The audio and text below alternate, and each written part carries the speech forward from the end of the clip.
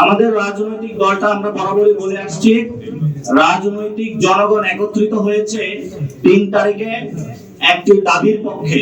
সে দাবিটা জানান দিয়েছে এবং আমরা মনে করি এটা চলমান একটি লড়াই। সে চলমান লড়াই আমরা গণতান্ত্রিক যে প্রক্রিয়া রয়েছে সেই প্রক্রিয়ার মধ্যে অংশগ্রহণের জন্য আপনাদের সামনে এই মাসে একটি সুন্দর দল নিয়ে আসা আমরা প্রয়োজনীয়তা অনুভব করছি। এবং এই মাসের মধ্যে যে দলটি হলো, আশা করি আমরা সামনে যে রমজান রয়েছে এবং পুরো বছর জুড়ে আপনাদের প্রত্যেকটি এলাকায় প্রত্যেকটি মহল্লায় আমাদেরকে পাবেন। আমরা বরাবরই বলে আসছি, আমাদের রাজনৈতিক দলের যে ঘোষণাপত্র থাকবে, কনস্টিটিউশন যেটা থাকবে, ফাইন্যান্সিয়াল পলিসি, ফরেন পলিসি, আমরা যখন দল ঘোষণা করব সেই দলের যেদিন আমরা ঘোষণা করব সবগুলো ওই একই সাথে আপনারা পাবেন। কিভাবে আমরা ফাইন্যান্স ম্যানেজ করব, কিভাবে চলবো, সবকিছু আপনারা দিক নির্দেশনা ওইখানে পাবেন। আমরা আমাদের যে অফলাইনেও 1 লক্ষ লোকের কাছে যাব, আমরা অনলাইনেও 1 লক্ষ লোকের কাছে আমরা আমাদের টার্গেট বা লক্ষ্যমাত্রা আছে। সো আমরা সোশ্যাল মিডিয়া, বিভিন্ন যে সোশ্যাল সাইট গুলো রয়েছে, টিকটক, ফেসবুক, ইউটিউব এবং অন্যান্য যে মিডিয়াম গুলো রয়েছে, প্রত্যেকটা মিডিয়ামের মাধ্যমেই আমরা মানুষকে রিচ করার চেষ্টা করব। অনলাইনে প্রক্রিয়াটা কি রকম হবে? প্রক্রিয়াটা হবে, আমরা যে অফলাইন যে ফর্মটা থাকবে এটারই একটা অনলাইন ভার্সন থাকবে, যেটাকে আপনারা এমসিকিউ টাইপ একটা গুগল ফর্ম থাকবে, যে গুগল ফর্মের মাধ্যমে আপনারা সেখানে প্রশ্নগুলোর উত্তর করতে পারবেন। তবে স্পেসিফিক আমি কিছু জায়গা বলতে পারি যে এখানে আমরা চাচ্ছি যে সবার আসলে অংশগ্রহণ প্রয়োজন, যেটা গত 53 বছরের বাংলাদেশের ইতিহাসে প্রথম এই কোন রাজনৈতিক দল এই ধরনের ক্যাম্পেইনের মাধ্যমে কোন একটা রাজনৈতিক দল ঘোষণার উদ্যোগে যাবে।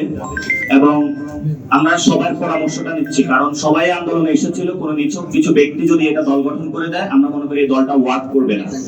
এবং আমরা যে দলটা গঠন করার প্রক্রিয়া চেষ্টা চালাচ্ছি, সেখানে এটা বিগ টেন্ট বা আমব্রেলা অর্গানাইজেশন বা পার্টি আমরা করতে চাচ্ছি। বাংলাদেশে যে কোনো বংশর দল হয়ে থাকে, কোনো আদর্শ ভিত্তিক স্পেসিফিক কোনো ব্যক্তিকে কেন্দ্রিক দল হয়ে থাকে, আমরা সেই জায়গা থেকে সবাইকে একসাথে নিয়ে একটা আমব্রেলা পলিটিক্যাল পার্টি করব, যেখানে এই আন্দোলনে যেভাবে সকল জনগণ অংশগ্রহণ করেছিল, সবাই যাতে অংশগ্রহণ এবং মতামতের সুযোগ থাকবে। এবং আমরা প্রান্তিক জনগণকে টার্গেট করেছি, যাতে প্রান্তিক জনগণের কাছে যেতে পারি। আমরা মনে করি যে গণতান্ত্রিক প্রক্রিয়ার মধ্যে শুধু ভোট দেওয়া এবং নেওয়া, এটার মধ্যে গণতন্ত্র প্রক্রিয়া সীমাবদ্ধ আমরা রাখতে চাই না। আমরা গণতন্ত্রের পূর্বা এবং পর, এই যে একটা দীর্ঘ প্রক্রিয়া, পুরো প্রক্রিয়ার মধ্যে স্বচ্ছতা, জবাবদিহিতা এবং জনগণের কাছে যে প্রতিশ্রুতিটা আমাদের থাকবে এবং জনগণ যে তাদের ফর্মের মাধ্যমে যে কমিটমেন্টটার জায়গাটা আমাদেরকে দিবে, সেই বিষয়গুলো আমরা রিফ্লেক্ট করার প্রচেষ্টা চালাবো। এবং এটার মধ্যে কিন্তু জনগণ থেকে আমরা দলের নাম এবং প্রতীকটা পাবো।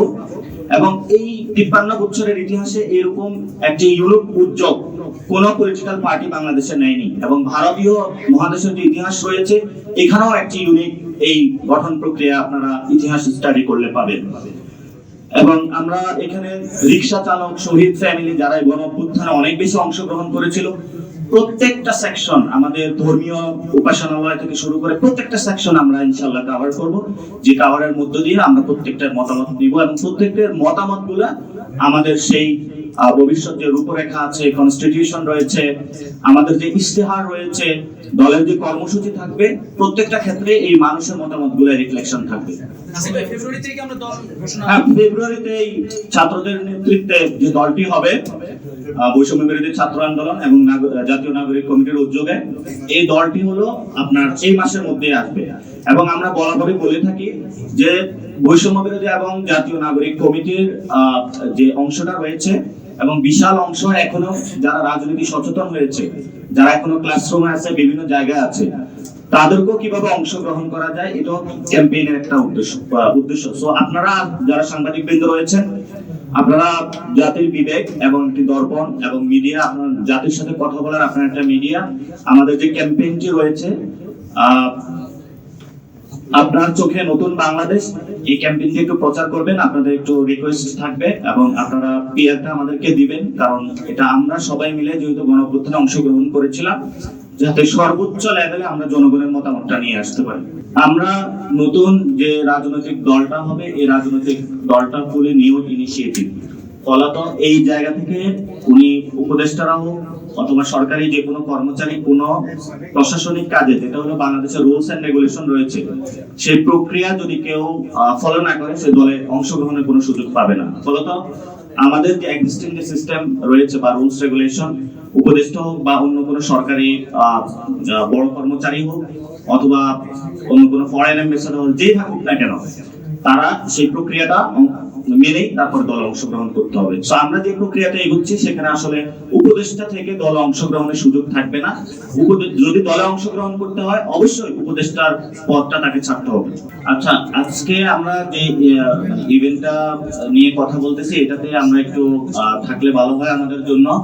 তারপরও আমরা যে বিষয়টা বলতেছি যে আমাদের শহীদ এবং আহত যে ফ্যামিলি রয়েছেন ওনারা আমাদের প্রায়োরিটি বেসিসে আছেন এবং আমরা ওনাদের কাছে এই ক্যাম্পেইনের সময়ও তাদের কাছে যাব, তাদের দুঃখ দুর্দশা যেটা রয়েছে সেটা শুনবো।